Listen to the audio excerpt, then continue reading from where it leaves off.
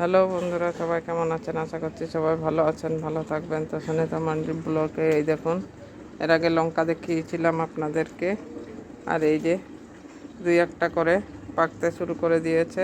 এ দেখুন, অনেকটাই লাল লাল হয়ে গেছে। পুরো গাছটাই এরকম লাল লাল হয়েছে। এই দেখুন, অনেকটাই পাকছে।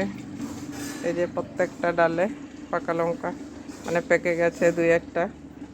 তো এই যে একদম লাল লাল পেকে গেছে। তো দেখুন কিভাবে মানে পাকছে আর কি, সেটাই দেখাচ্ছি আপনাদেরকে। তারপরে দেখুন আমাদের গাছ ফাছ সব কাটা হয়ে গেছে, পুজো আসছে। এই যে ডালটা সব এখানে ফেলা হয়েছে, যে রাস্তাঘাট পরিষ্কার করা হচ্ছে।